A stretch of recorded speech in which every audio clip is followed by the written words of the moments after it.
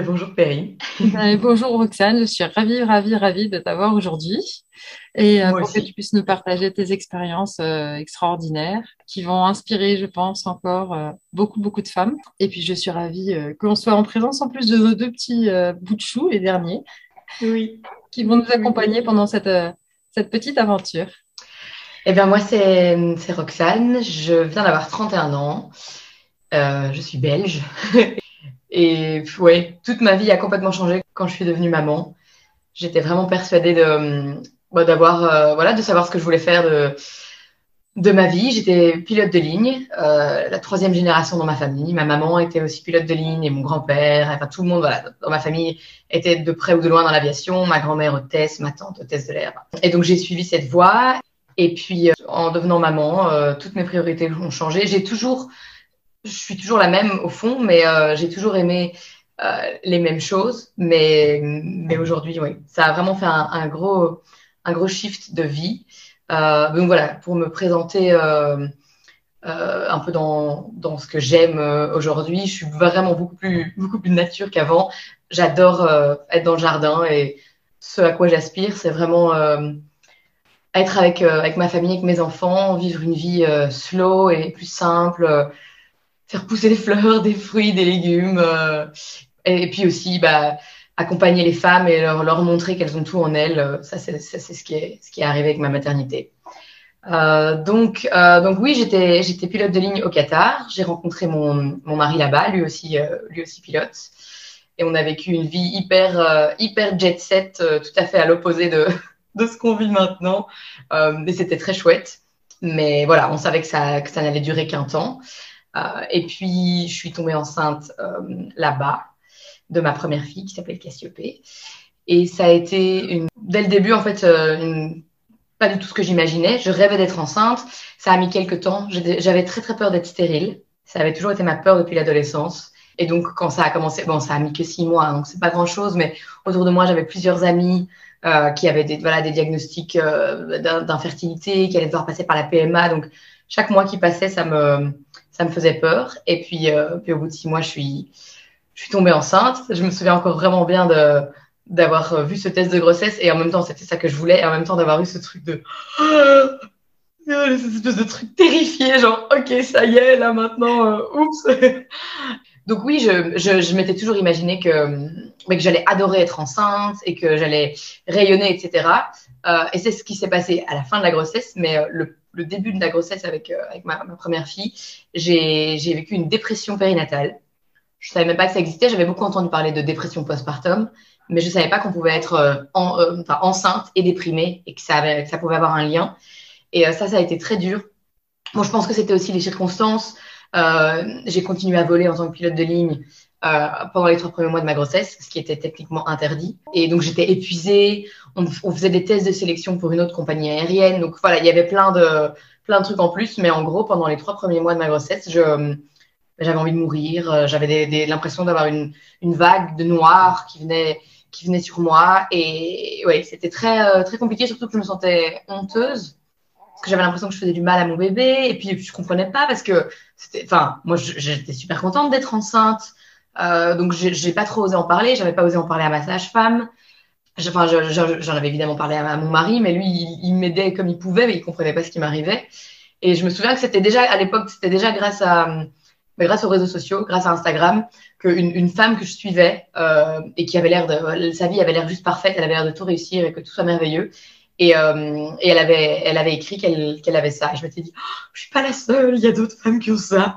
Et puis j'étais aussi, j'avais un peu cherché sur Google et donc j'avais trouvé voilà, qu'il y avait moyen d'aider ça et que c'était normal et que ça pouvait passer et que j'avais pas voilà, vraiment de problème. Donc j'avais fait de l'hypnose et ça s'était passé. Et puis le reste de ma grossesse avait été très chouette. J'avais prévu de donner naissance en Belgique, donc même si on habitait au Qatar, parce que ma date présumée d'accouchement, c'était le 22 décembre. Et donc, c'était tout près de Noël. Ça voulait dire que personne n'aurait pu venir nous voir là-bas. On allait se retrouver tout seul au Qatar. Et puis, j'avais déjà commencé un cheminement dans ce que je voulais comme type de naissance, parce que la sœur de mon mari est sage-femme libérale en France, en gîte intra-hospitalier. Et donc, j'avais déjà une idée voilà, de ce qui se passait. Et je savais que j'avais pas envie d'un truc classique à l'hôpital, surtout qu'au Qatar, ils aiment beaucoup les césariennes. Donc, voilà, je voulais m'éloigner de ça. Et donc, j'ai fait tout mon suivi de grossesse en Belgique, donc toujours en vivant au Qatar. Je prenais l'avion tous les mois et j'allais à la maison de naissance en Belgique. Oui, c'était une grossesse à 100 à l'heure, quoi. Je me suis pas beaucoup reposée. Au final, au bout de 3 mois, j'ai arrêté de voler. Ils m'ont donné un job dans les bureaux, voilà, parce que c'était ça que la compagnie promet de faire quand on est enceinte. Et, euh, et donc, j'ai fait tout ce suivi avec la maison de naissance. Et là, j'ai commencé à beaucoup me renseigner sur la naissance. Oui, et à réaliser que c'était vraiment ça que je voulais. Je voulais être dans un environnement plus familier que l'hôpital, avec des sages-femmes, ne pas être dans toute cette médicalisation. Moi, je trouvais quand même à l'époque que les femmes qui accouchaient à domicile, quand même, ça, c'était quand même un peu exagéré avec sage-femme. Donc, le cheminement était vraiment, quand même été, je suis revenue de loin. Et puis, donc, ouais, une grossesse, après cet épisode de dépression, une grossesse vraiment, vraiment magnifique, que j'ai adorée. Je me sentais hyper belle, comme une déesse. Voilà, j'adore être enceinte. Bon, pour cette grossesse, on a quand même fait, malgré tout, un suivi assez classique avec gynéco, etc. Il y avait 2-3 trucs que j'avais fait qui étaient un peu alternatifs parce que j'étais quand même accompagnée par des sages-femmes. Par exemple, j'avais pas fait le test de glucose. Elle m'avait dit, t'as aucun facteur de risque pour le diabète gestationnel, donc mange un gros repas avant notre prochain rendez-vous. On fera une prise de sang. Enfin, mange un gros repas avec un dessert. Et puis, s'il y a quoi que ce soit de spécial dans la prise de sang, alors on verra. Donc, voilà, il y avait déjà 2-3 trucs que j'avais pas fait. Il m'avait posé la question pour le streptocoque B. Enfin, donc, j'avais quand même commencé à me renseigner pas mal. Et bien, juste avant de rentrer du Qatar, donc j'avais prévu pour gagner le plus de jours possible de congé de maternité, je voulais m'arrêter de travailler à la dernière limite. Mais la dernière limite, pour moi, c'était le moment de prendre l'avion, vu que je devais rentrer en Belgique. Et un soir, j'ai cru que je m'étais trompée de date, que j'avais fait une erreur de calcul et que j'allais pas pouvoir rentrer et que j'allais rester coincée au Qatar. Et je me souviens, ça m'avait vraiment fait une espèce de vague de panique et j'avais pas dormi de la nuit et mon bébé avait bougé comme pas possible toute cette nuit-là.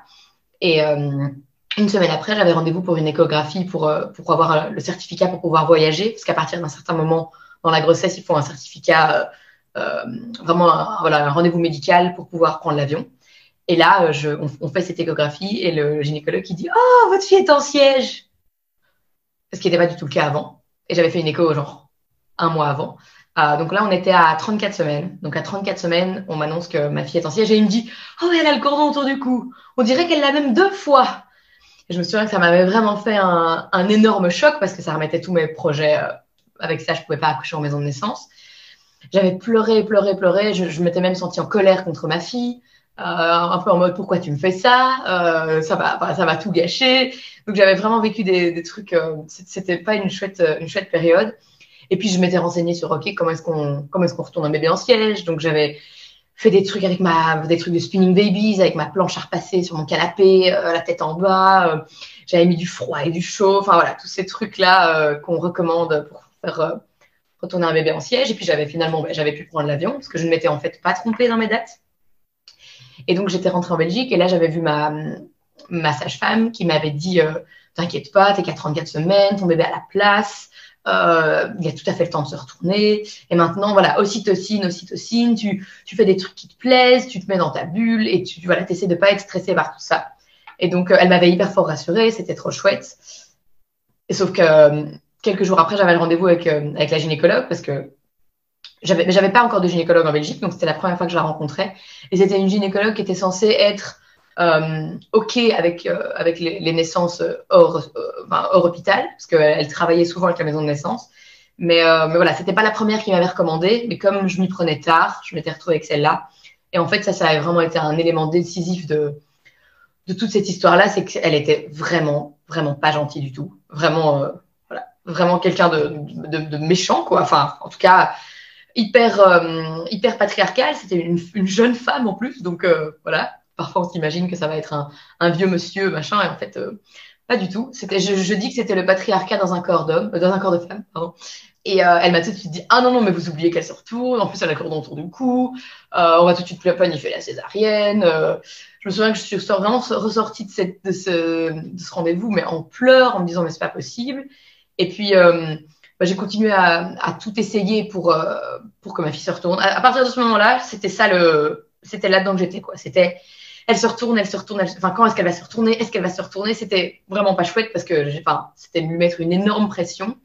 Bon, il voulait pas me faire de version parce qu'elle avait le cordon autour du cou. Ce que j'ai oublié de dire, c'est que cette gynécologue a dit que si je tentais une voix basse, elle allait être fendue par son cordon et mourir. Et que si je trouvais un gynéco qui acceptait de me suivre dans une voix basse en siège, dans mon cas, elle voulait voir son diplôme. Et ça m'avait anéanti. Et on avait essayé de trouver une autre gynéco, mais qui avait été plus ou moins dans la même veine, qui était censée être pro voix basse en siège, mais voilà, pas vraiment en fait. Et puis oui, j'ai fait de l'acupuncture, j'ai fait un malaise pendant la séance d'acupuncture. Et puis j'avais fait de l'aptonomie, j'avais fait plein de trucs. Et c'est à un moment pendant une des séances d'autonomie où la thérapeute m'a dit, mais en fait, tu es en train de mettre une pression énorme à ton bébé. Est-ce que tu crois qu'il y a moyen d'arrêter ça? C'est à ce moment-là où je me suis dit, bon, tant pis, on va voir ce qui se passe. Mais jusqu'au bout, j'espérais qu'elle se retourne parce qu'en fait, il y a moyen, il y a même des histoires de bébés qui se retournent, qui se mettent en siège à 9 cm de dilatation. Je connais une femme qui a eu ça. Donc voilà, ils peuvent se retourner vraiment à n'importe quel moment.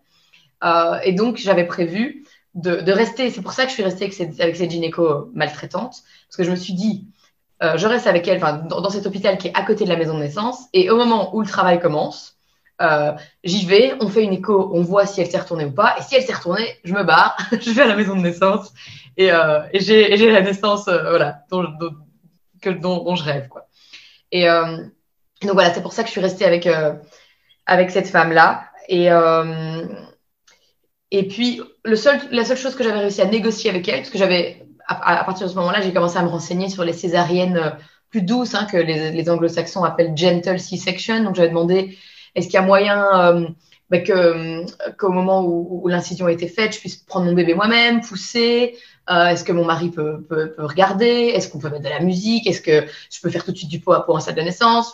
Tout ce que j'avais dit, elle avait rigolé. Elle s'était moquée de moi.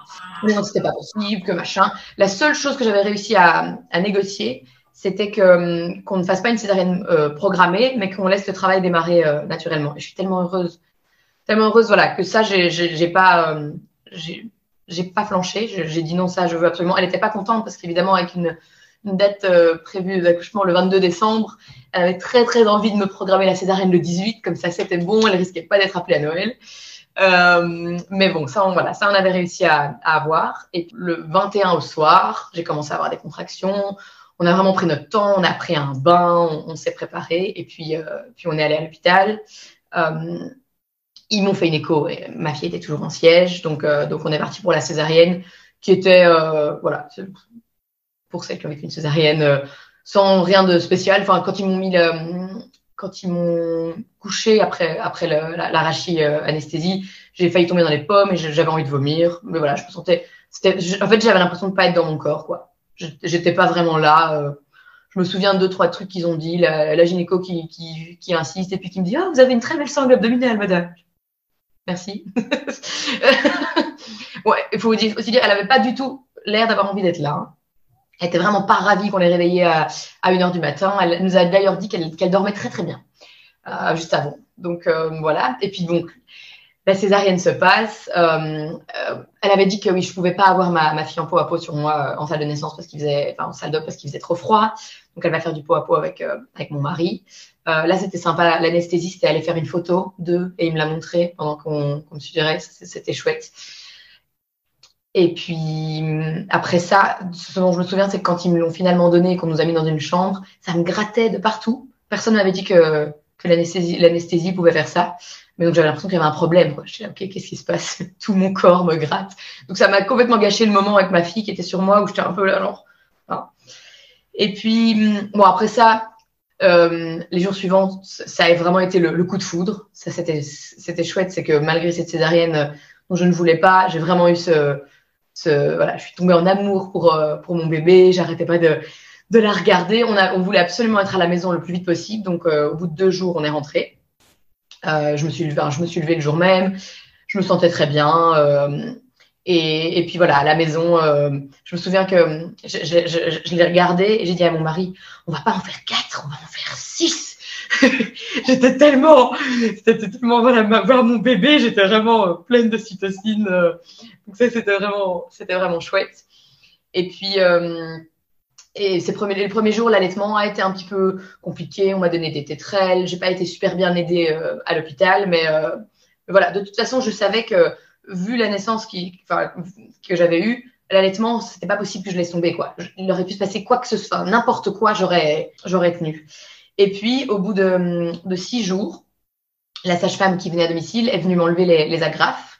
J'avais vu qu'il y avait un truc bizarre avec ma cicatrice. Il y avait comme une espèce de truc boursouflé et je lui avais envoyé une photo en lui disant est-ce que c'est normal? Mais j'étais couchée quand elle est venue et j'avais pas mal, donc j'avais pas l'impression que elle m'avait dit non, tout a l'air normal. Et donc elle m'a enlevé ces agrafes. Et c'était ma maman qui habitait aussi au Qatar à l'époque, était venue ce jour-là, elle rencontrait ma fille pour la première fois. Elle nous avait fait un bon repas et quand la sage-femme est partie, je me suis levée du canapé pour marcher jusqu'à la table. Donc j'ai marché littéralement 2 mètres. Et en fait, là, j'ai senti une douleur très, très forte au niveau de ma cicatrice. Je vais mettre un petit truc ici pour les femmes qui sont sensibles. C'est un peu trash, la suite. Et donc, j'ai senti une douleur très vive. J'ai eu tout de suite les larmes aux yeux. J'ai dit, waouh, ça pique, ça fait super mal. Et puis, j'avais une jupe noire moulante et j'ai vu qu'il y avait une tache de sang à travers. Et j'ai regardé ma maman et j'ai dit, j'ai l'impression que ça s'ouvre, mais c'est pas possible, non? Et puis j'ai ouvert ma jupe et en ouvrant, en fait, j'ai vraiment vu toute la suture qui lâchait devant mes yeux. Et voilà, en gros, ça s'appelle une éviscération post-opératoire. Donc il y a une partie de mes intestins qui sont sortis. Enfin, c'était vraiment, j'ai hurlé, je me suis mise à 4 pattes, ce qui n'était pas du tout une bonne idée, mais c'était le premier truc que j'ai réussi à faire. Ma maman est venue, elle m'a retournée, j'étais voilà, couchée sur elle me retenait par derrière en dessous des aisselles. Et là, longue histoire, mais donc ma sœur a appelé les secours qui sont venus. Ça, c'était vraiment, c'était vraiment horrible. Et l'anecdote que j'aime bien raconter, c'est qu'ils m'ont mis sur une civière et puis avant de partir, donc pendant tout ce temps, il y avait mon mari qui était avec ma fille de 6 jours dans les bras, qui regardait vraiment d'un air, enfin, qu'est-ce qui se passe, qu'est-ce qu'on fait? Et je lui ai dit, tu vas au magasin bio à côté et tu achètes ce lait de chèvre en poudre, mais c'est juste pour aujourd'hui parce que dès demain, j'allaite de nouveau. Et il l'a fait et elle a jamais voulu prendre de biberon. Finalement, ça n'a même pas servi. Et puis donc là, on est resté à l'hôpital encore pendant quelques jours. Au début, je me sentais coupable. J'avais l'impression que j'en avais peut-être trop fait, que c'était ma faute. Et la chirurgienne qui m'a opérée m'a dit que non, qu'en fait, ça ressemblait vraiment, enfin, pour quelqu'un qui a fait de la couture, ça ressemble à une suture qu'on n'a pas accrochée, quoi. On n'a pas fait de nœud. Qu'elle dit, c'est vraiment juste la suture qui a lâché. Donc, on ne saura jamais, voilà, si ça a été, enfin, a priori, ça a été mal fait, quoi. A priori, ça aurait été mal recousu. Au début, j'en voulais à la gynéco, puis aujourd'hui, j'ai vraiment plus aucun. Elle nous a jamais écrit, elle a été au courant de l'histoire, mais on a pensé à l'attaquer en justice, et puis en fait, on s'est dit qu'on n'avait pas envie de rester dans cette histoire et qu'on préférait, voilà, qu'aujourd'hui, on en était sorti, que tout allait bien. Donc, ça, c'est le début de maternité. Je suis restée en mode survie, je pense, pendant 2-3 mois. J'ai pas trop réalisé ce qui se passait. Je me suis pas du tout respectée pendant mon postpartum, même après cette histoire-là. J'étais pas du tout au courant des 40 jours, du mois d'or, de cette phase du postpartum. Donc, j'ai vraiment voulu montrer que moi, j'avais un bébé et que je pouvais tout faire comme avant et que j'étais superwoman. Donc, je me suis très, très vite épuisée. Je pense que ce qui m'a sauvée de la dépression postpartum, c'était que comme on était tous les deux pilotes et que j'avais prévu de reprendre le boulot et qu'on habitait au Qatar, on avait trouvé une nounou qui allait venir vivre chez nous.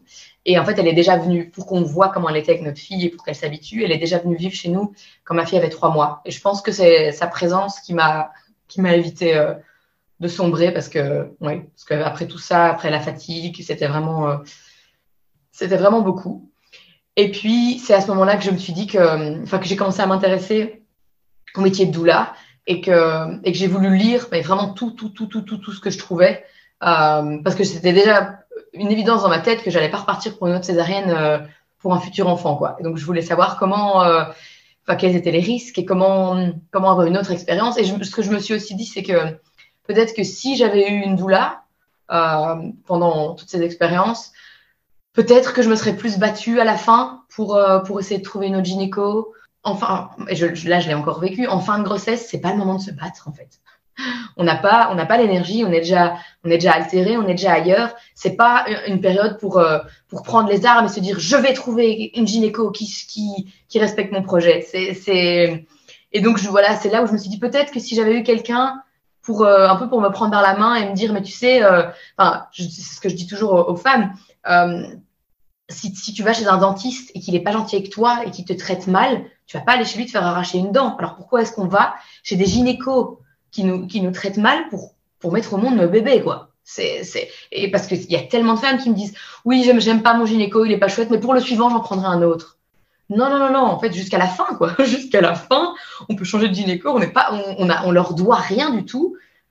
Et c'est tellement important de trouver des gens qui nous font nous sentir bien et qui nous suivent dans nos projets. Donc là, je me suis inscrite à une formation de doula en ligne. Et puis, j'ai passé tout mon congé maternité à avoir peur de reprendre le boulot, à ne pas avoir envie de reprendre le boulot. Au Qatar, c'est 50 jours, le congé maternité payé. Donc, j'avais pris pour avoir 6 mois off. Donc, j'avais pris du congé sans solde. Et tous les mois, on me disait alors, t'as envie de reprendre les vols, t'as envie de retourner voler? Je disais non. On me disait, mais tu verras, ça va venir. Puis ça venait pas. Puis c'est jamais venu. Donc, je suis retournée voler au bout de 6 mois en pleurant avant chaque vol, en me demandant ce que je faisais là. Le tout premier vol que j'ai fait, je me souviens, j'étais là, ah ok, je me souviens pourquoi j'aime ce job. Il y a un côté grisant et tout. Puis très vite, je me suis retrouvée dans ma chambre d'hôtel à tirer mon lait toute seule et à me dire, mais qu'est-ce que je fais là avec ma nounou qui m'envoyait des photos de mon bébé à la maison. Ça n'avait plus de sens.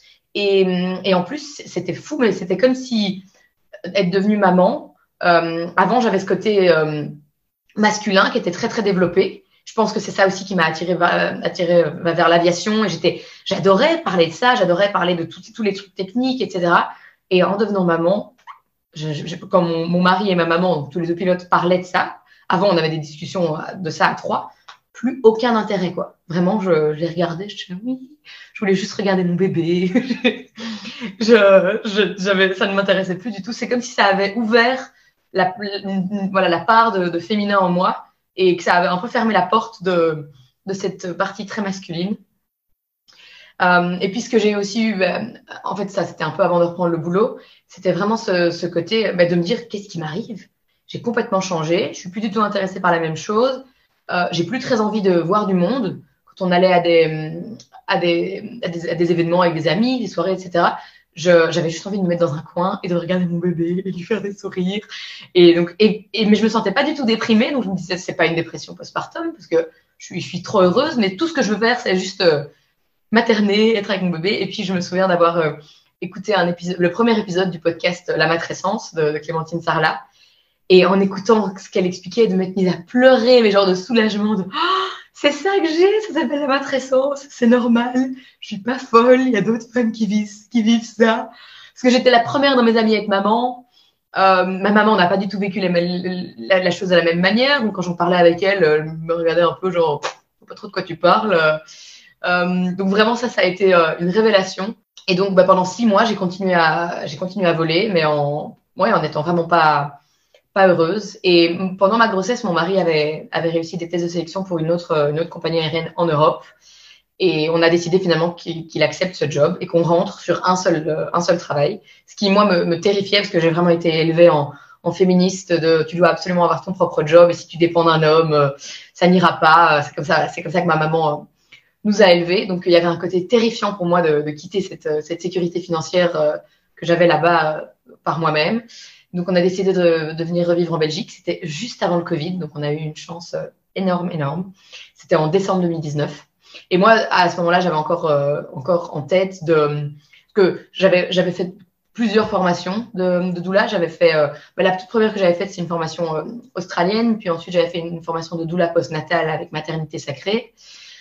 Et donc, je m'imaginais, je voyais pas trop comment ça allait se faire, mais je m'imaginais être pilote à mi-temps dans une compagnie européenne qui respectait les mères, et de l'autre côté être doula. Enfin voilà, je voyais pas trop comment ça pouvait se faire, tout en étant maman et tout en voulant aussi scolariser nos enfants à la maison. Donc bon, c'était un peu flou, mais c'était ça mon idée.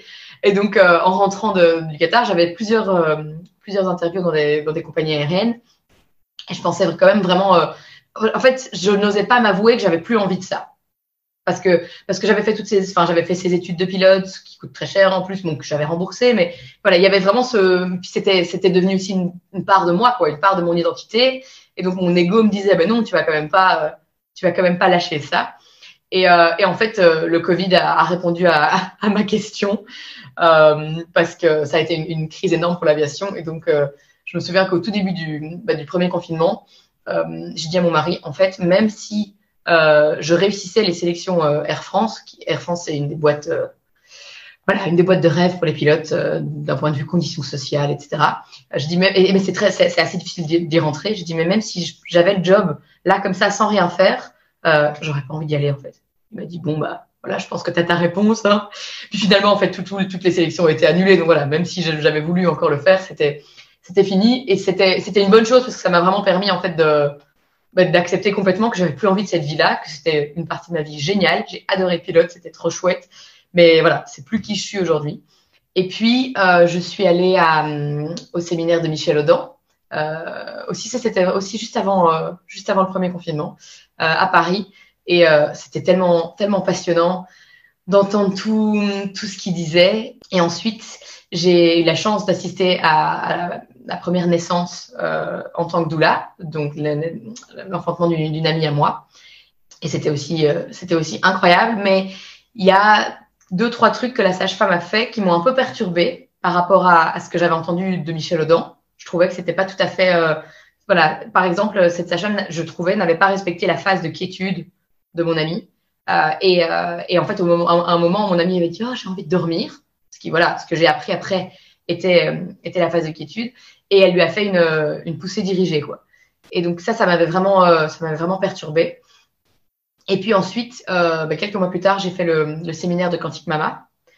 Et en fait, c'est vraiment là où déjà, j'ai entendu parler de la quiétude, et j'étais là, ok, c'était ça en fait. C'était ça qui s'est passé pendant la naissance à laquelle j'ai assisté. Et aussi, elle a beaucoup parlé d'AVAC. Le cas de figure qu'on étudiait pendant le séminaire, c'était une femme qui avait eu une césarienne, et puis ensuite qui décidait d'avoir un accouchement par voie basse. Bon, Karine avait même expliqué qu'en vrai, elle s'était inspirée de ça, mais qu'en vrai, ils avaient décidé d'avoir un enfantement libre après cette césarienne, le couple dont elle s'était inspirée. Donc, c'est là où je me suis dit, mais c'est sûr et certain qu'il y a moyen, en fait. Et je me souviens, ce qui m'avait vraiment marqué, c'est qu'elle disait qu'elle avait confiance, en fait, en l'utérus, que nos utérus étaient sages, et qu'ils n'allaient pas nous faire une rupture utérine. Enfin, a priori, voilà, que si la naissance était respectée, que l'utérus était sage, qu'il allait s'arrêter de contracter avant que qu'il y ait un problème, que les femmes qui vivaient des AVAC avaient des phases de quiétude souvent plus longues, justement pour ça. Et qu'elle avait expliqué qu'elle, en tant que sage-femme hospitalière, la seule rupture utérine à laquelle elle avait assisté, c'était pas un AVAC. C'était un premier bébé, mais c'était une femme à qui on avait mis de l'ocytocine de synthèse à gogo, qui avait une péri. Et donc là, je m'étais dit, mais oui, en fait, on nous fait toutes ces histoires sur la rupture utérine, mais on n'a pas les vraies données de ces naissances-là respectées, quoi. Sans déclenchement et sans ocytocine de synthèse. Et donc, à ce moment-là, à peu près au même moment, j'ai découvert la Freebirth Society. Et je me souviens encore de où j'étais quand j'ai lu un post et que ça m'a fait tilt, et que je me suis dit, c'est ça que je vais faire. Parce que, en fait, oui, ça j'ai oublié de dire, la sage-femme qui avait accompagné mon amie, je lui avais demandé, mais toi, en fait, tu accompagnes les AVAC? Elle m'avait dit non, en Belgique, c'est pas interdit, mais les sages-femmes se sont regroupées et ont décidé de ne pas accompagner les AVAC à domicile, pour se protéger. Et donc là, je m'étais déjà dit, OK, je peux déjà pas donner naissance à la maison. Et puis, je m'étais renseignée sur les maisons de naissance, dont la maison de naissance où j'avais prévu de mettre ma première fille au monde. Et là, j'avais appris qu'aucune des maisons de naissance en Belgique n'acceptait des femmes pour des AVAC. Donc, de nouveau, enfin, un gros coup dur. Et il y en avait même une qui est dans un hôpital. Je m'étais dit, mais quel est l'intérêt que cette maison de naissance soit dans l'hôpital s'ils ne peuvent même pas accompagner les femmes qui ont, voilà. Donc c'est en voyant ce poste de Free Birth Society que je me suis dit, mais c'est ça que je vais faire, en fait. Bon, je vais donner naissance à la maison, sans assistance médicale. Si personne ne veut me suivre, eh ben moi j'ai confiance et je vais le faire. Et donc, j'ai commencé à écouter tous les épisodes de podcast que je pouvais. Et puis, j'en ai parlé c'était l'été d'il y a 2 ans. J'en ai parlé à mon mari. Je savais que j'avais encore envie qu'on attende un peu, mais bon, je voulais déjà lui en parler, où je lui ai dit, voilà, en fait, comme il y a personne, comme pour moi, c'est pas possible d'aller à l'hôpital de prime abord s'il n'y a pas de problème, parce que j'ai pas envie d'être mise dans des petites cases. Je sais bien qu'on peut avoir un AVAC à l'hôpital, mais je trouve qu'on est déjà mise dans des petites cases, dans un timing, etc. quand on vient pas pour un AVAC, mais alors quand on a ça, c'est encore plus restrictif. Et donc, quand je lui ai fait part de ce projet, au début, il m'a dit non, mais c'est pas possible. Et on était en voiture en plus, donc on s'est disputé, où je lui ai dit, de toute façon, si tu ne veux pas, bah, c'est soit ça, soit on n'a pas d'autres enfants. Donc, il n'était pas ravi. Et après, à la fin de la discussion, il m'a dit, mais OK, mais je veux bien, mais il faudra que je sois en confiance. Donc, il faudra que tu m'expliques, que tu m'en parles. Et je lui ai dit, oui, t'inquiète pas, on a le temps, je t'expliquerai tout, tu seras briefé. Et puis je lui avais dit, si t'es pas en confiance à ce moment-là, c'est pas grave que tu sois, si tu ne veux pas être là, c'est OK. T'es pas obligé d'être là. Ça, c'est aussi quelque chose que Michel Audin m'a fait un peu reconsidérer, parce que avant de l'entendre, je trouvais que les pères qui décidaient de ne pas être là, je trouvais ça vraiment nul. Et en fait, en écoutant Michel Audin et en écoutant aussi des témoignages de plusieurs femmes qui racontaient qu'en fait leur mari était là mais n'avait pas envie d'être là, je me suis dit en fait si un homme n'a pas envie d'être là, qu'il soit pas là, c'est mieux quoi, parce que l'adrénaline ça se transmet, et donc un père qui serait dans la pièce tout crispé et pas bien, c'est pire quoi. Donc voilà. Et puis je me suis inscrite à la formation de la Free Birth Society, donc la Radical Birth Keeper School. Et ça, c'était en mai de l'année dernière.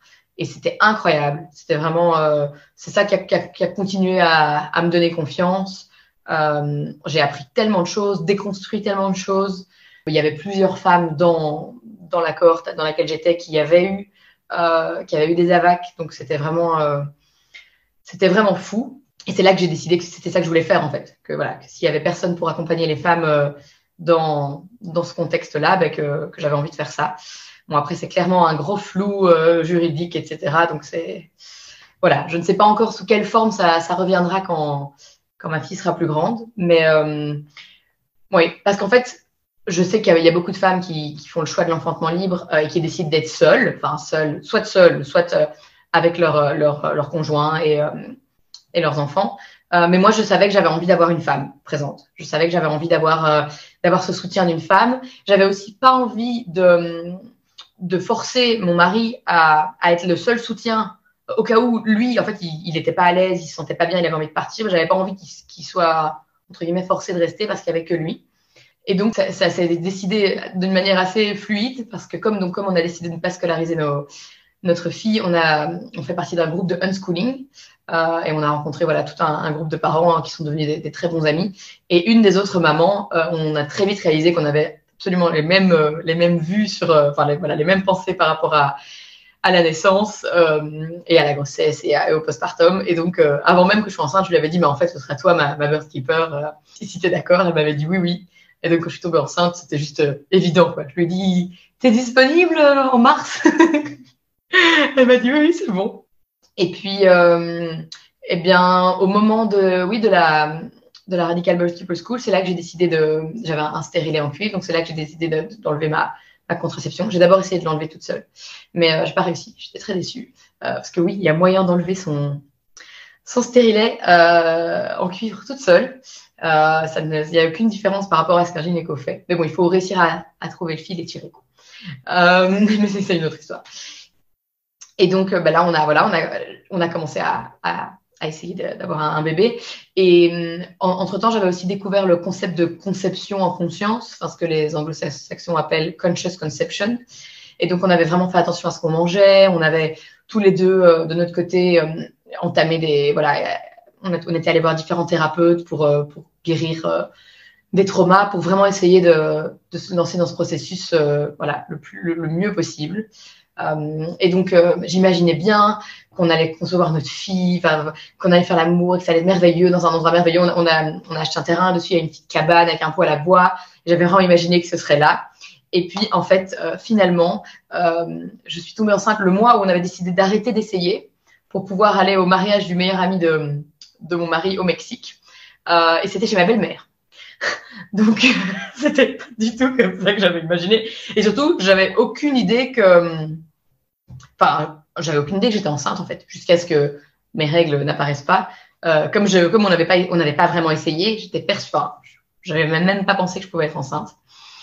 Et donc ça, c'était en fin juin, début juillet de l'année dernière. Donc ça, oui, ça c'était fin juin, début juillet de l'année dernière. Et on est rentré de vacances. Et c'est fou parce qu'à la fin de ces vacances, on était avec des amis qui ont lancé longue histoire, qui ont lancé leur marque de gin. Donc on avait bu quelques verres de gin. Mais moi, j'avais pas trop eu envie de boire. Et j'ai dit à mon mari en rentrant de vacances, j'ai envie de plus boire d'alcool pour le reste de l'été. Je sais pas, ça m'apporte rien pour le moment et je préfère boire du kombucha dans un verre à cocktail. Et en fait, j'étais enceinte et je ne le savais pas. Je trouve ça assez fou comme message de mon corps. Et donc, on est rentré de vacances. Et là, mes règles, qui normalement arrivent de manière très, très, très, très ponctuelle, n'étaient pas là. Et je me suis dit, ah tiens, et au bout de 3 jours, je dis à mon mari, bon, j'ai 3 jours de retard, donc il y a une grande chance que je sois enceinte. Mais j'avais déjà décidé de ne pas faire de test de grossesse.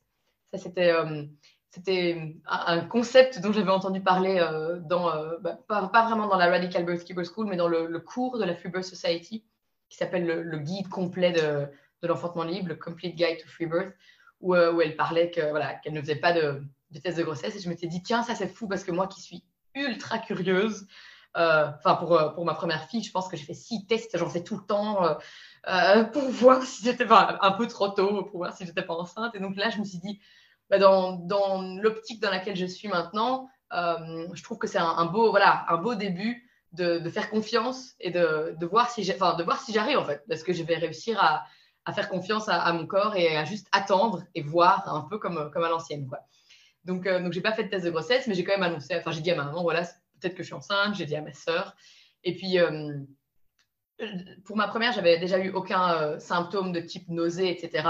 Donc je savais qu'a priori, il y avait j'allais peut-être pas avoir de confirmation par ce biais-là, mais quand les semaines ont commencé à avancer, au bout d'une semaine de retard de règles, j'étais là, 2 semaines, 3 semaines, là, ça commençait à être, c'était sûr.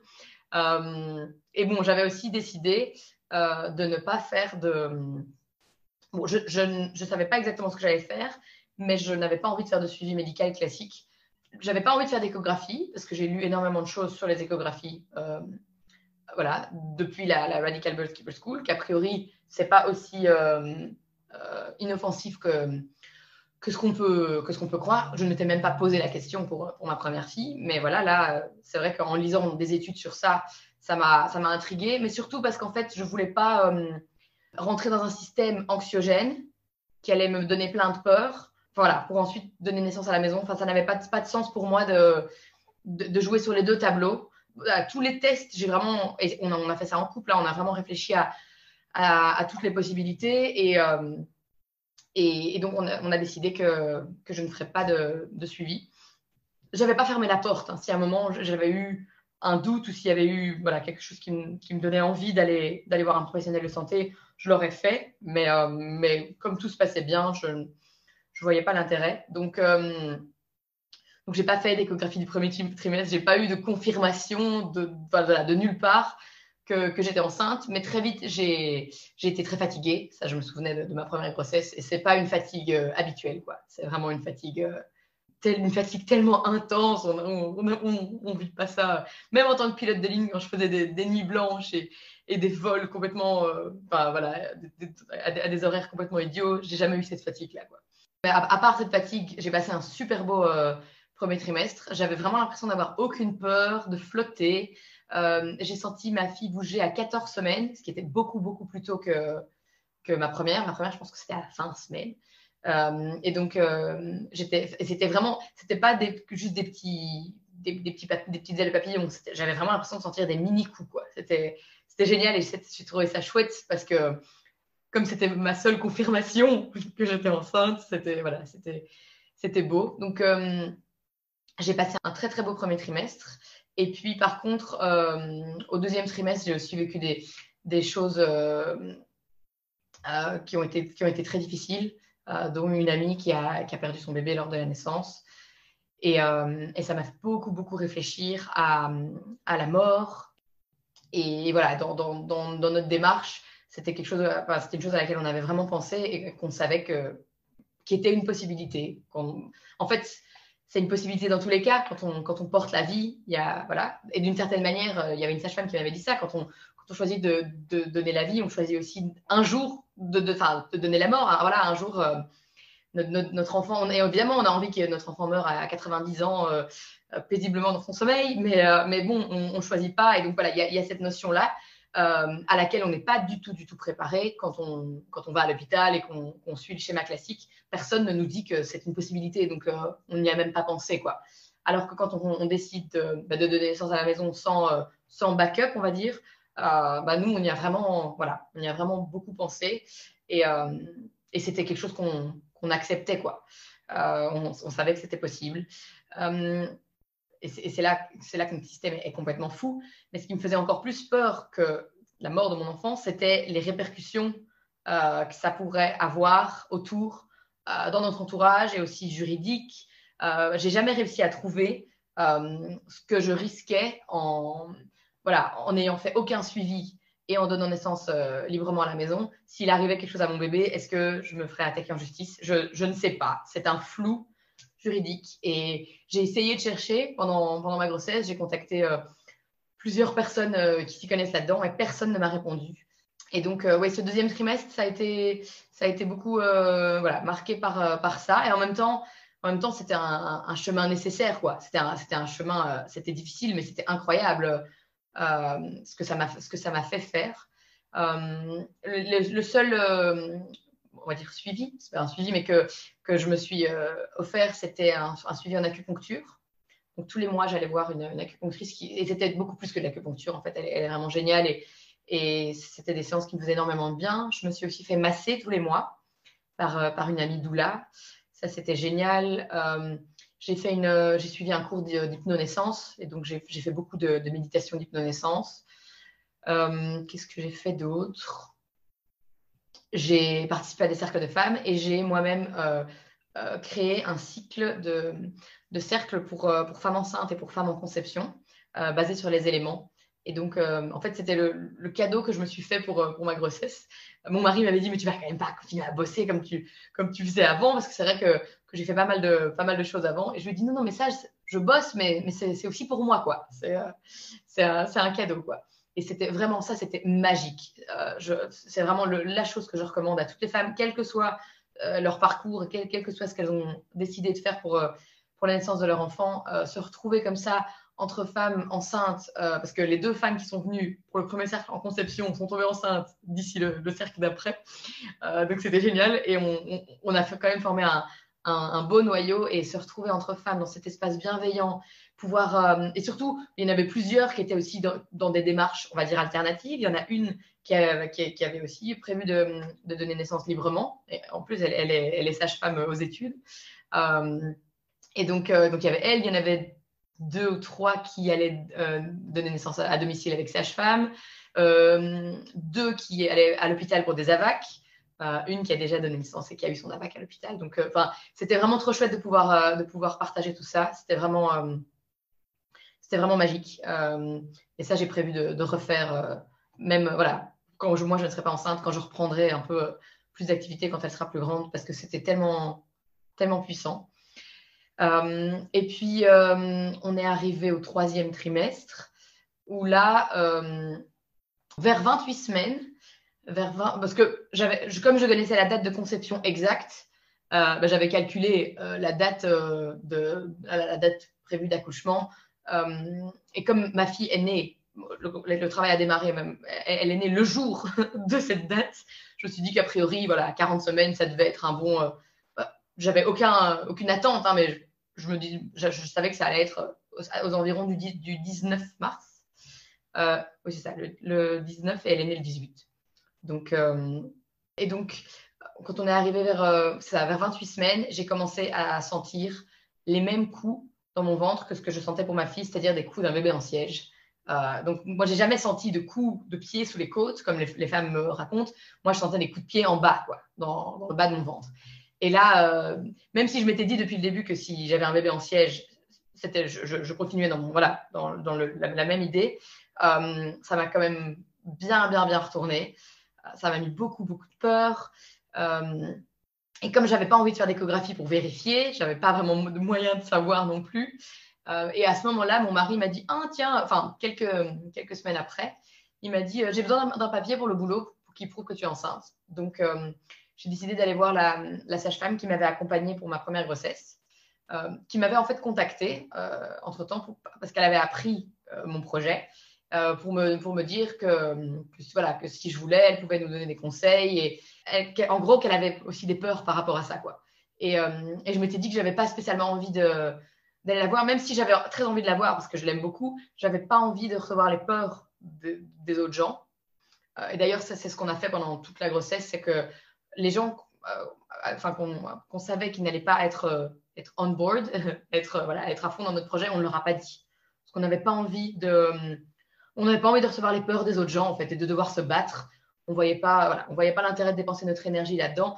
J'avais fait cette erreur pour ma première grossesse, de dire à certaines personnes que je voulais donner naissance en maison de naissance. Et déjà là, on m'avait dit, ah, mais tu es complètement folle et tu veux que ton bébé meure. Et donc là, comme mon projet était encore plus, plus alternatif, je me suis dit, j'en parle à personne. Et ma belle-sœur sage-femme, en fait, elle se doutait très bien de ce qu'on allait faire, parce qu'elle me connaît, mais j'ai beaucoup apprécié. Elle m'a posé aucune question. Et je ne lui ai rien dit. Et donc, en fait, pendant toute la grossesse, on s'entend très, très bien, mais on s'est peu vus, parce que moi, j'habite en Belgique et elle en France, mais quand on se voyait, on ne parlait pas de ça. Et elle m'a dit que plusieurs de ses collègues lui avaient dit pendant ma grossesse, ah, et qu'est-ce que va faire Roxane? Elle disait, au moins, je peux leur dire honnêtement que je ne sais pas. Et voilà, donc ça, j'ai vraiment respecté. Ma belle-mère aussi a fait ça. Voilà, ma belle-mère se doutait bien. D'ailleurs, vers la fin de la grossesse, elle a dit, mais il y aura quand même une sage-femme, hein? Et mon mari dit, oui. Parce que voilà, elle se doutait de ce qu'on allait faire, mais j'ai beaucoup apprécié qu'elle ne vienne pas nous. En fait, ce que ma belle-sœur m'a dit après, c'est que elle m'a dit, de toute façon, je savais que tu allais faire ce que tu voulais. Donc, à quoi ça servait que je vienne te donner mes peurs? Ça ne t'aurait pas fait changer d'avis. Et donc, c'était pour ça que j'hésitais d'aller voir cette sage-femme. Finalement, on est allé pour ce papier. Et bon, elle nous a un peu donné son point de vue, de manière très bienveillante, hein, où elle nous a dit qu'elle trouvait quand même il fallait au moins faire une échographie. Et où elle nous a dit qu'en fait, elle voulait bien venir à la naissance, mais pas en tant que sage-femme, qu'elle voulait bien venir, voilà, et que s'il se passait quelque chose qui lui déplaisait, qu'elle partirait. Et au début, mon mari, dans la voiture, m'a dit, ah, on ferait pas ça. Et moi, je me suis dit, bah non, en fait, c'est pas l'énergie que j'ai envie d'avoir dans mon espace de naissance. J'ai pas envie d'avoir quelqu'un qui est là dans le stress ou dans le, voilà, et puis, je lui dis, imagine, si moi, je sens que tout va bien, mais qu'il y a quelque chose qui dépasse les paramètres qui sont OK pour une sage-femme et qu'elle s'en va, enfin, quelle horreur, quoi. Alors, moi, je me retrouve à la maison, genre, OK, mais moi, en fait, j'ai l'impression que tout va bien, mais elle est partie. Donc, voilà, ça, c'était pas quelque chose qui m'intéressait. Mais donc, à ce rendez-vous, elle m'a proposé de palper mon ventre. Et ça, je m'étais dit que j'accepterais si elle me le demandait. Et en palpant mon ventre, elle m'a dit, hein, bah, est-ce que tu veux l'info? J'ai dit, bah, je l'ai déjà, l'info, mon bébé est en siège. Hein. Elle m'a dit, oui, je pense bien. Enfin, il y avait une partie de moi qui se disait que si un bébé est en siège, c'est comme ça qu'il a envie de naître, et que c'est comme ça qu'il est bien. Et que tous ces exercices de spinning babies et toutes ces choses qu'on fait pour retourner les bébés, ben, qu'en fait, c'est pas une bonne idée. Mais l'autre partie de moi qui disait, mais peut-être que je pourrais quand même faire quelque chose, peut-être que mon bassin est trop serré, peut-être que je pourrais aller voir un ostéo. Enfin, donc, j'étais très, très partagée entre ne rien faire et faire quelque chose. À un moment, la peur était tellement présente que j'ai quand même finalement acheté un truc de spinning babies et j'ai quand même fait des exercices. Et quand je les faisais, ça n'avait pas de sens. Je me disais, mais qu'est-ce que je suis en train de faire? Ouais, c'était très spécial. Et puis, je suis allée voir un chiropracteur qui a ajusté mon bassin. Mais en fait, je ne saurais jamais si ma fille était vraiment en siège ou pas. Euh, 3 jours après le rendez-vous avec la sage-femme, j'ai fait un rêve où mon bébé se retournait. Et puis, je me suis réveillée après ce rêve et j'ai senti des coups sous les côtes. Et je me suis dit, tiens, mon bébé s'est retourné. Et puis, en me réveillant le lendemain matin, je sentais de nouveau les mêmes coups. Donc, j'étais super perturbée. Et vers la fin de la grossesse, j'arrivais plus à dire. J'arrivais plus à dire ce que je sentais. Parfois, je me disais, non, mais en fait, mon bébé est transverse. Je sens des coups de tous les côtés. Je ne sais pas. Ma maman, depuis le début de la grossesse, elle me faisait une blague en me disant que j'allais avoir des jumeaux. Chaque fois qu'elle me voyait, elle me disait, mais tu sens peut-être des coups partout parce que tu en as deux. Ce qui paraissait improbable parce que j'avais vraiment pas un heureux ventre. Ça, on a vite écarté cette hypothèse, même si, vu que j'avais pas fait d'écho, tout était possible. Je suis allée à une retraite prénatale avec Andrea de Santorea Doula. Et c'était vraiment un beau moment aussi. Je pense que ouais, ces espèces-là sont comme les cercles, hein, c'était un peu comme un grand cercle de plusieurs jours. C'est tellement précieux de se retrouver là. Et j'étais vraiment sur une bulle de cytocine quand je suis rentrée de cette retraite. Et puis, je suis arrivée à la maison et là, c'était vers 36 semaines. Et là, j'ai vraiment eu, par contre, la chute, quoi, où je me sentais, où tout allait trop vite. Et je me suis dit, mais il reste pas assez de temps. Moi, je voudrais bien encore 1 ou 2 mois de grossesse. Je me sens pas prête. La maison est en bazar. Rien n'est prêt. Vraiment, la crise, quoi. La crise de panique. Rien ne va. Il n'y avait pas de rideau aux fenêtres ici. Donc, on s'est disputé avec mon mari pour cette histoire de rideau. Euh, et, euh, et puis là, j'ai eu deux appels Zoom qui m'ont vraiment redonné confiance. C'était un avec une de mes mentors, Yolande Norris-Clark, une des mentors de la Radical Birth Keeper School, qui m'a vraiment aidé à gérer mes peurs, en fait, de cette peur que j'avais toujours, en fait, voilà, des répercussions légales et des et si, en fait. Les et si ça se passe mal, et si, et si. Et elle m'a vraiment aidé à me recentrer et à me dire, en fait, sur quoi est-ce que tu as envie de focaliser ton énergie? Est-ce que tu as envie de mettre toute ton énergie dans les et si et dans les scénarios où ça se passe pas bien, qui existent, hein, ces scénarios pourraient arriver, mais est-ce que c'est là-dedans que tu as envie d'aller ou est-ce qu'en fait, maintenant, là, en fin de grossesse, tu as envie de mettre ton énergie dans le scénario où tu as la naissance de tes rêves et où ça se passe bien? Et oui, en fait, c'est là où j'ai réalisé que même si j'avais eu une réponse claire, c'est-à-dire même si quelqu'un m'avait dit, voilà, pour ne pas risquer de poursuite légale en cas de problème, tu dois faire une écho. Et disons que voilà, même si j'avais fait ça, en fait, il n'y a aucune certitude de rien. Il n'y a aucune certitude de rien. Normalement, selon la loi en Belgique, n'importe quelle personne présente à la naissance peut déclarer l'enfant. Donc, normalement, dans le cas d'un enfantement libre, si le partenaire ou la partenaire est présent, il peut aller à la mairie déclarer l'enfant. Sauf qu'il y a plusieurs personnes qui n'ont pas pu déclarer leur enfant parce que les employés de mairie ont fait de l'excès de zèle, alors que c'est la loi. Donc, je me suis dit, en fait, il n'y a juste aucune certitude. J'ai pas de certitude ici. Et par rapport au bébé en siège, elle m'a dit, t'as pas non plus de certitude, en fait. En fait, peut-être que ton bébé va se retourner, peut-être que ton bébé a la tête. Enfin, elle me dit, ça pourrait être dans l'autre sens où tu pourrais avoir l'impression que ton bébé a la tête en bas, mais en fait, il se met en siège pendant le travail ou en fin de travail. Enfin, il y a juste pas de certitude, surtout dans la voie que j'ai choisie. Et donc, j'ai réussi à accepter ça, quoi, à accepter que je pouvais pas savoir. Et quand ces peurs revenaient, ben, j'arrivais vraiment à me dire, ben voilà, j'ai peur de ça. Et je disais à mon bébé, j'essayais de pas lui mettre de la pression parce que c'était ça que j'avais voulu éviter. Je lui disais, si tu dois naître en siège, si c'est comme ça que tu es bien et que c'est comme ça que tu dois naître, eh ben, je t'accompagne et je suis là. Et voilà, ça me fait peur, j'avoue que ça me fait peur. Et j'aurais moins peur si tu étais la tête en bas, mais je te suis. Et puis, ce qui me perturbait le plus par rapport à l'hypothèse d'un bébé en siège, c'était que il n'y a pas d'information en fait. Même dans les livres, on va dire les plus alternatifs, personne ne parle d'une naissance physiologique par voie basse d'un bébé en siège. Tout le monde parle de version et ensuite de césarienne. Le seul livre où on en parlait, c'était celui de Aina May Gaskin, Spiritual Midwifery, mais qui est très très hands-on, avec plein de schémas et de trucs à faire et toucher et tourner le bébé, ce qui me paraissait pas du tout, ce qui me paraissait l'opposé de la marche à suivre avec un bébé en siège. Et donc, voilà, il me manquait des infos, en fait. Et là, j'ai contacté une sage-femme que je suis sur Instagram, c'est Confessions of a Midwife. Elle s'appelle Martina et elle est allemande, mais elle habitait en Australie. Et voilà, je lui ai demandé si elle, parce qu'elle a accompagné énormément de familles pour des ANA et elle a aussi accompagné énormément de femmes qui avaient eu des grossesses sans suivi, quoi. Donc en anglais, ils appellent ça des wild birth et wild pregnancy, pardon. Et donc, je lui ai demandé si elle pouvait me donner des infos sur ça. Et ce call-là, ça a tout changé, quoi. Elle m'a montré plein de vidéos de naissance en siège physiologique. Elle m'a expliqué les mouvements cardinaux. Elle m'a expliqué, OK, voilà, s'il se passe ça, alors, tu peux faire ça. Elle m'a vraiment... Et je me suis même retrouvée à la fin de ce call à me dire, en fait, si mon bébé vient tête en bas, ça me stressera peut-être plus que s'il vient en siège.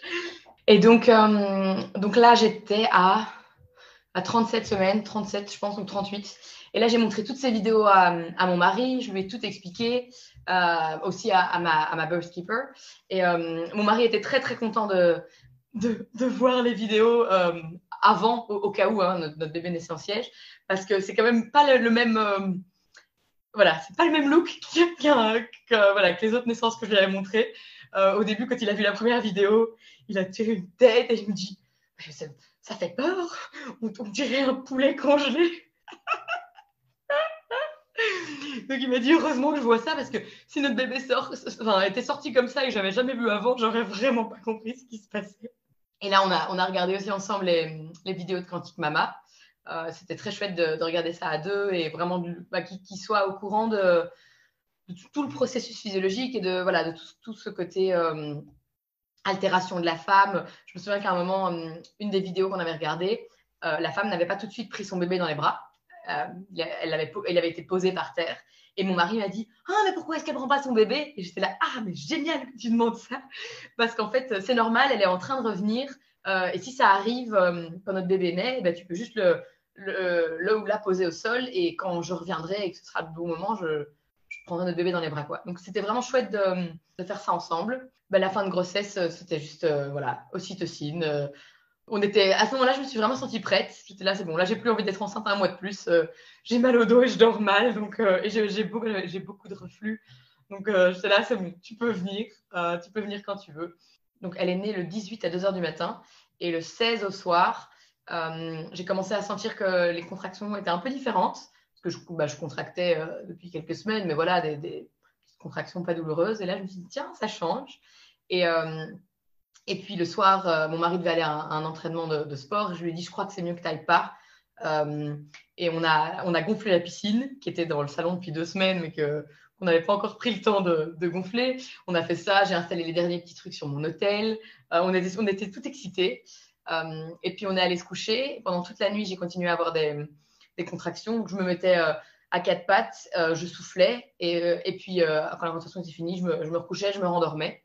Et j'avais déjà vu ça en fait pour ma première fille. Mais le lendemain matin, ça s'était arrêté et j'avais eu une journée de pause avant que ça reprenne le soir. Donc je ne sais pas pourquoi, je pensais que ça allait de nouveau être comme ça. Et donc le matin, quand mon mari et ma fille se sont réveillés, moi je voulais pas voir la lumière, je voulais rester dans ma chambre où il faisait noir et je me sentais encore fatiguée, j'avais encore des contractions. Et puis ça a continué comme ça jusqu'à midi. Je me disais tout le temps, oui, quand ça va s'arrêter, je vais encore pouvoir faire ça et ça. Et ça s'est jamais arrêté. Donc, j'ai rien pu faire. Enfin, c'était pas important, hein. C'était des petits trucs que je voulais faire. Je voulais mettre des petites lumières près de la piscine d'accouchement. Enfin, des trucs vraiment, voilà, pas importants. Bah, vers midi, je suis quand même sortie de la chambre. J'ai un peu mangé. Là, c'est flou. Je sais pas trop ce que j'ai fait de cet après-midi. Mais il y a une amie de ma fille qui était là. Donc, elle jouait à deux dans la piscine. Et elles étaient toutes les deux là. Et elles jouaient pendant que moi, je me baladais un peu. Et puis, vers 16 h, ma birth keeper est venue me voir et voir si j'avais besoin qu'elle reste déjà. Et je lui ai dit que c'était encore trop tôt et que j'avais pas envie qu'elle reste là pour rien pendant des heures, que je préférais l'appeler vraiment quand je sentais qu'il y avait besoin. Et mon amie est venue rechercher sa fille, donc il y avait juste mon mari, ma fille et moi. Et Et là, les contractions commençaient à vraiment se rapprocher et à être plus intenses, plus longues. Et j'étais à quatre pattes dans le salon et je me suis mise à pleurer et je pleurais, je pleurais. Je disais à mon mari, je sais pas pourquoi je pleure. Vraiment, je libérais, quoi. Et ça faisait du bien, c'était chouette. En même temps, je me disais, mais ça y est, notre bébé va venir, ça y est. Enfin, c'était fou. Et puis, vers 18h, je voulais attendre d'aller dans la piscine, je voulais pas aller trop tôt. Mais vers 18h, je trouvais déjà que c'était très intense. Et donc, on allait à trois dans la piscine. Ma fille était surexcitée. Elle se mettait sur le bord, elle sautait dans la piscine, elle me sautait dessus. Elle me parlait pendant les contractions. Donc, il y a une des contractions où à un moment, elle me disait un truc et je lui ai fait tais-toi. Et puis, à la fin de la contraction, je suis désolée, ma chérie, je suis désolée, mais tu vois, quand je suis comme ça, il faut pas me parler, ok? Oui, maman. Ouais. Je lui avais dit que son rôle, ce serait de me donner à boire entre les contractions. Donc, elle avait un verre d'eau avec une petite paille. Et entre les contractions, elle me disait, tiens, maman, bois. Elle me disait, tu le fais, t'es super. Enfin, elle était trop mignonne et pleine d'énergie. En fait, très vite, j'ai trouvé que c'était déjà très dur. Et il y a même une petite partie de moi qui s'est dit, tiens, c'est peut-être. Enfin, je dis à mon mari, mais non, mais en fait, c'est déjà trop dur. Je vais pas y arriver. Je me suis dit, c'est peut-être déjà la phase de désespérance. En fait, peut-être que ça va aller très vite. Mais pas du tout. Euh, et là, je lui ai dit, OK, appelle Pimprenel. Pimprenel, c'est ma birth keeper. Et, euh, et elle est venue. Et en fait, à partir de ce moment-là, à peu près jusqu'à ce qu'elle naisse, j'ai eu l'impression d'être dans une phase de désespérance. Enfin, j'arrêtais pas de dire que j'allais pas y arriver, que c'était trop dur. Enfin voilà, j'étais vraiment dans ce truc que je répétais ça tout le temps. J'ai alterné entre l'eau qui m'aidait beaucoup. Être dans l'eau chaude, vraiment, c'était le bonheur. Et aussi, l'avantage de ces piscines d'accouchement, c'est que le fond est gonflé aussi. Et donc, ça faisait du bien pour les genoux. Je pouvais me reposer sur le côté avec voilà, ce côté sans gravité, quoi. Mais je suis aussi allée beaucoup aux toilettes. Aux toilettes, c'était intense. Hein. Les anglo-saxons, ils appellent ça la dilation station, la station de dilatation. Et ouais, c'est vrai. Donc c'est vrai que j'avais pas très très envie de rester aux toilettes, même si je sentais que ça faisait avancer. Et puis à un moment, Pamela m'a dit, mais est-ce que tu as essayé de mettre les doigts pour voir si tu sens quelque chose? Et donc il faut se dire qu'on s'attendait à un bébé en siège. D'ailleurs, on s'attendait à ce que ce soit un garçon en siège. Bon, finalement, non. Hein. Et j'ai senti un truc. Et voilà, déjà altéré dans ce truc de naissance. C'était comme une petite boule. Je dis, mais peut-être que c'est un testicule. Ce qui est absolument pas possible. J'avais même pas perdu les os. et, euh, et puis j'ai demandé à mon mari, même sans un peu, même si c'était toi, donc il m'a dit oui, il y a un truc en effet, et c'est pas très loin. En fait, c'était la poche. Hein. C'était la poche hyper, voilà, hyper tendue. Mais j'ai pas essayé de savoir à quel point j'étais dilatée, parce qu'en fait, je ne sais pas l'évaluer et que j'avais pas, enfin, ça m'intéressait pas de savoir ça. Mais par contre, je sentais clairement que, comme je suis habituée à toucher mon col de l'utérus avec la symptothermie, je sentais vraiment qu'il était vachement écarté et tout mou. Enfin, c'était hyper chouette de le sentir comme ça. Et puis, je pense, vers 22 heures, j'en pouvais plus, j'étais épuisée. J'avais juste envie de dormir, de me coucher et de dormir. Et j'ai essayé de me coucher dans le canapé et là, ça a été horrible parce que je me suis retrouvée pendant une contraction couchée. J'ai compris pourquoi les femmes ne veulent pas, enfin voilà, pourquoi c'est pas une bonne idée d'enfanter dans cette position. Et j'avais dit aussi déjà avant, j'avais dit, je comprends pourquoi les femmes prennent la péri, quoi. Je comprends. Et puis là, mon mari m'a dit, ok, mais viens, on va se mettre dans le lit. On va se mettre dans le lit, et comme ça, tu as un petit moment de répit. Et pendant ce temps-là, Pimprenel, ma birthkeeper, a lu tous les livres de la bibliothèque à ma fille, qui était dans la piscine. Je pense qu'on est resté dans la chambre. Ouais, on est resté dans la chambre au moins 1 heure. C'est vraiment là que j'ai eu la vraie phase de désespérance, elle était là, je pense, où j'ai dit, là, si j'étais à l'hôpital, je prendrais d'office la péri. Et je pense même que je signerais pour une césarienne. J'en peux plus, ça fait trop mal, je suis à bout, je veux juste dormir. Et, et puis, après ce moment-là, j'ai dormi pendant 20 minutes. Ça, c'était génial. C'était vraiment le moment de répit dont j'avais besoin. Et, et ensuite, en me réveillant de ça, je suis un peu retournée dans la piscine, puis dans la piscine, je somnolais, l'eau était plus vraiment assez chaude, c'était un peu compliqué d'en enlever et d'en remettre de la chaude. Et donc, mon mari m'a dit que ce serait peut-être mieux que je sorte. Ils m'ont aidé à sortir. Je me suis mise devant le feu qui avait été là toute la nuit. Toute la nuit, mon mari à alimenter le feu. Je voulais absolument ça pour cette naissance. Et puis, lui, il a dit qu'il il est allé endormir ma fille et il a dit qu'il allait se coucher aussi. Comme ça, au moins, tout le monde n'était pas fatigué en même temps. Et, et là, on est allé aux toilettes. Et donc, j'étais sur les toilettes. Et apparemment, je parlais à Pimprenel et je lui racontais plein de trucs. Je me souviens absolument pas. Je lui disais, oui, j'ai lu l'histoire de une telle et elle a fait ci. Et s'il se passe ça, il faut faire ça. Enfin, j'étais vraiment, voilà, j'étais ailleurs. Ça, je me souviens pas du tout. Et apparemment, à un moment aussi, juste avant que mon mari aille se coucher, je leur ai dit, mais non, je vais pas y arriver de toute façon, c'est pas possible. Et en fait, à chaque fois que je disais ça, à un moment, mon mari m'a dit, oui, mais quoi, là, tu voudrais aller à l'hôpital? Et j'étais là, non, non, pas, il n'y avait jamais un moment où je me suis dit, je veux aller à l'hôpital. Je disais vraiment juste ça, genre, c'est dur, mais je voulais rien en retour, quoi. Je voulais pas qu'on me donne spécialement de solution ou quoi. Et donc là, je leur ai dit non, de toute façon, je vais jamais y arriver. Et puis, apparemment, ils m'ont dit, mais si, enfin, on n'a aucun doute. Nous, eux, ils n'ont jamais douté, quoi. Et puis, en vrai, moi non plus, hein, je sentais mon bébé bouger entre toutes les contractions, je savais que ça allait et tout. Et quand ils m'ont rassuré, je leur ai dit, ah, parce que vous y croyez encore, vous. Et ils ont dit que, voilà, qu'ils étaient juste morts de rire de ma tête, vraiment dépité, genre, que c'était pour moi, j'y croyais plus du tout. Et, et puis, donc, il allait se coucher, on était aux toilettes. Et là, à un moment, à une des contractions, j'ai vraiment eu ce premier réflexe d'éjection où j'ai senti que ça poussait. Moi, je poussais pas du tout, mais que voilà, ça poussait. Et là, j'ai dit, ah, j'ai envie de me mettre à quatre pattes. Mais j'étais dans les toilettes, c'était du carrelage par terre, j'avais pas envie de me retrouver à quatre pattes là. Et donc, entre deux contractions, je suis venue dans le salon. Et là, je me suis tout de suite mise à quatre pattes. J'ai eu une contraction, la poche a explosé. Ça a vraiment fait un bruit et il y en a eu partout. Et puis j'ai dit à Pimprenel, j'ai dit va réveiller Pierre parce que ça arrive. Et là, je me suis mise les bras sur le canapé. J'étais toujours à quatre pattes. Et pendant une demi-heure, ben, j'ai eu enfin je pense, oui, pendant une demi-heure, j'ai eu ces poussées réflexes. C'était tellement fort, c'était tellement incontrôlable, vraiment. Enfin, c'était comme ça qu'on me l'avait décrit. C'était comme vomir par le bas. C'était vraiment ça, quoi. C'était vraiment et à partir de ce moment-là, les contractions ne faisaient plus mal. Mais voilà, je hurlais pendant la contraction et puis ça faisait vraiment. Et mon corps poussait tout seul. C'était tellement incroyable. Et puis, bah, en fait, eux, donc, moi je voyais pas, hein, Pimprenel et Pierre étaient derrière moi, il faisait noir. En gros, il était 2 heures du matin. Et eux me disaient qu'ils voyaient quelque chose sortir et puis rentrer un peu, mais qu'ils n'arrivaient pas à savoir ce que c'était. Donc, ils étaient avec une lampe de poche en train d'essayer de regarder. Et ils essayaient de voir si c'était des pieds ou des fesses ou une tête. Et puis là, ils m'ont dit bon, bah, on a l'impression qu'on voit des cheveux. Donc, soit c'est une tête, soit ce sont des testicules déjà poilus. Là, j'étais mort de rire. Et puis, à la contraction d'après, c'était évident que c'était une tête qui est restée sortie un peu.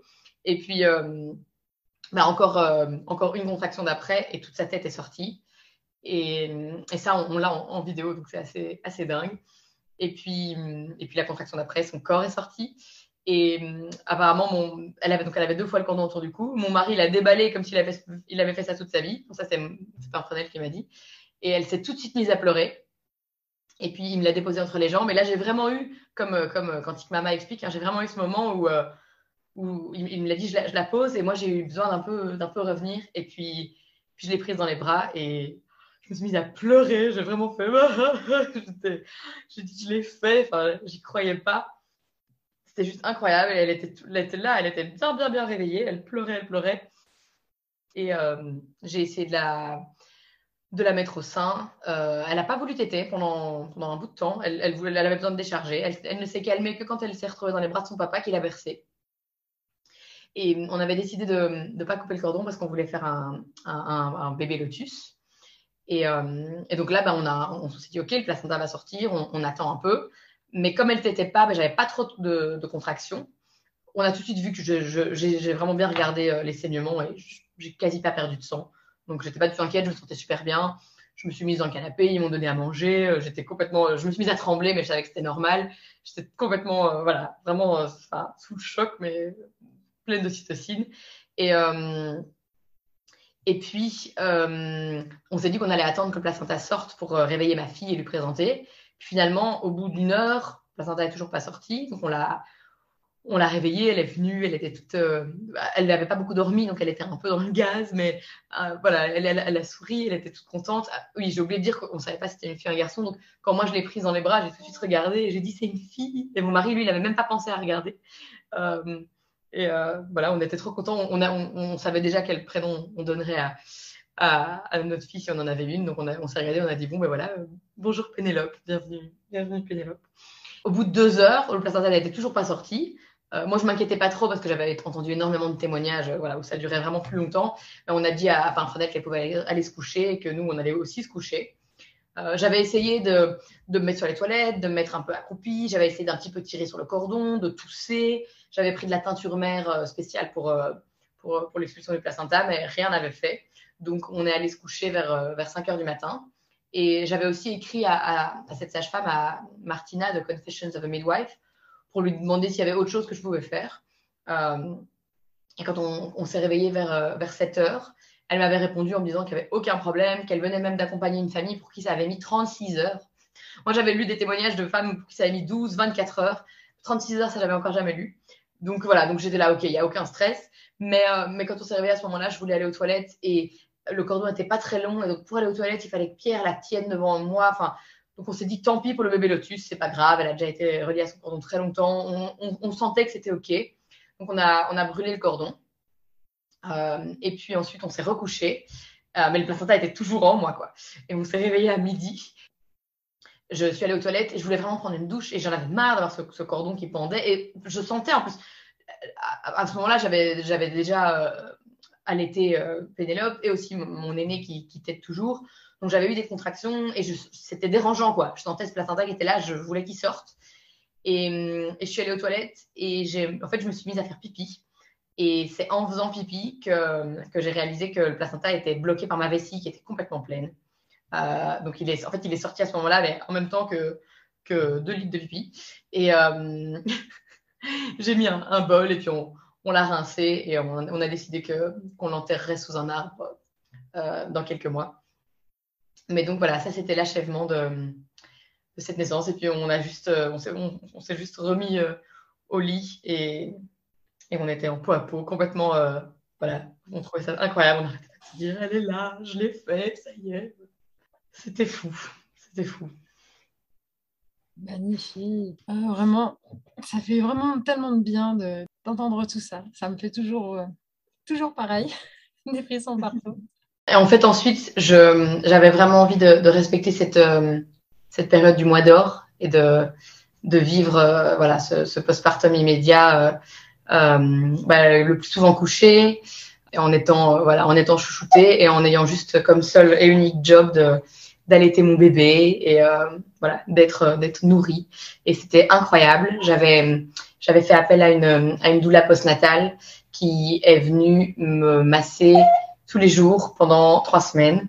Enfin, me masser, me faire des yoni steam, des serrages au rebozo. On a eu aussi un village autour de nous incroyable. On avait énormément de nourriture congelée, mais on a commencé à dégeler des choses qu'à partir de 10 jours, tellement on a reçu de choses nourrissantes. On a mieux mangé que jamais. On n'avait jamais aussi bien mangé de notre vie.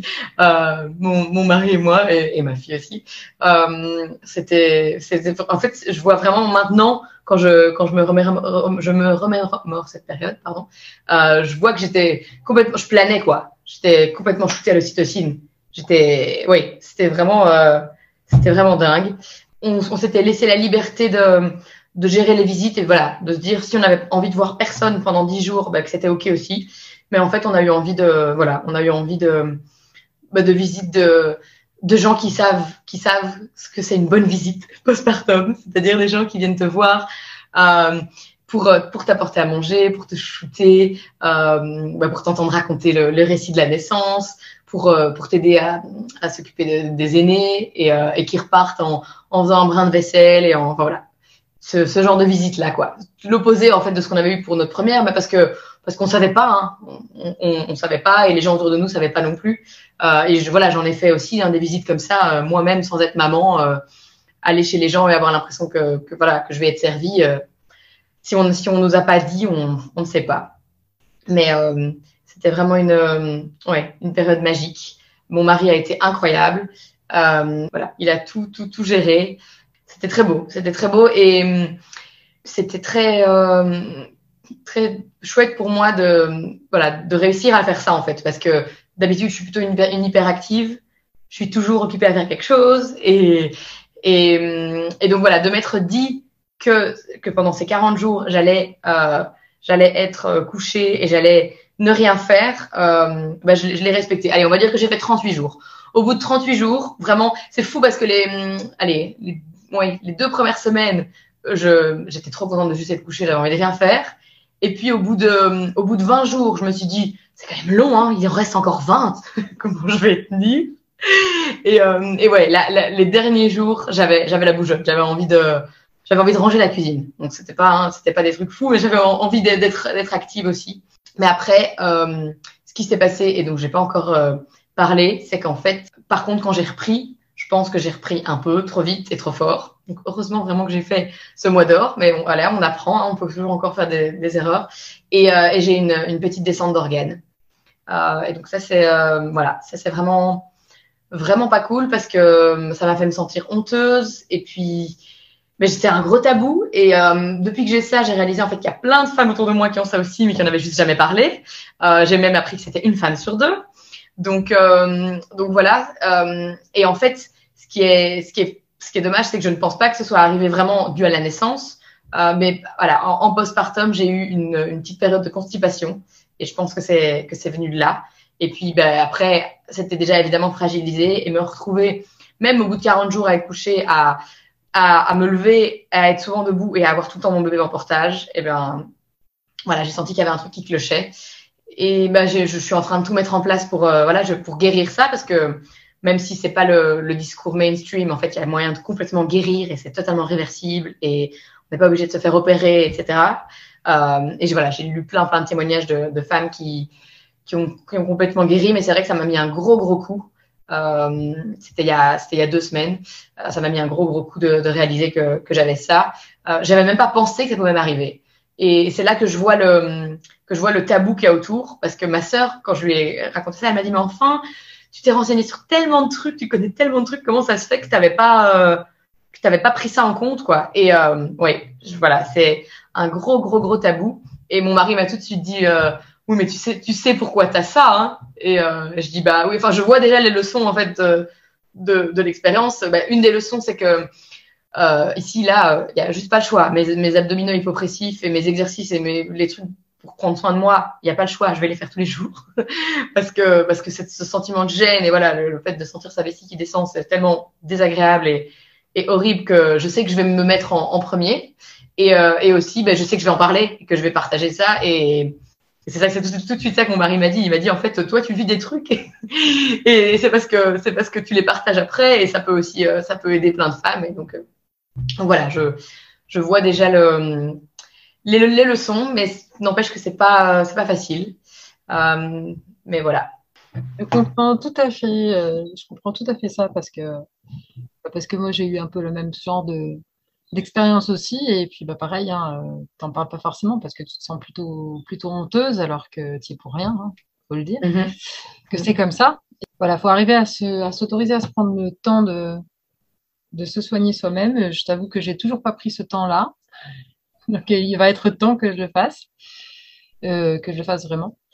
Et voilà, donc, mais je sais que tu vas pouvoir encore aider énormément de femmes parce que tu as une façon de communiquer qui est ultra inspirante, qui est vraiment super chouette. Donc, j'invite toutes les personnes à absolument te suivre. Merci. Parce que voilà, t'as vraiment des expériences extraordinaires et puis il y a beaucoup de joie et beaucoup d'énergie et beaucoup de magie en fait dans tout ce que tu partages, dans les photos qui sont toujours magnifiques en fait. Et donc ouais, vraiment j'aime beaucoup regarder ton compte. Merci. Écoute, je te remercie beaucoup pour tout ça. Je sais pas si tu veux rajouter autre chose. Je te remercie aussi parce que je pense vraiment que voilà, que partager nos expériences, on parle de la médecine de la parole, c'est tellement inspirant et je pense qu'il y a tellement de femmes qui en écoutant et en lisant ton récit, à qui ça donne espoir. il faut qu'on continue ça parce que c'est bon pour le monde et pour les femmes et pour les bébés. Eh ben, je vous souhaite une belle journée et puis à très vite pour un prochain épisode. Au revoir, Roxane. Au revoir.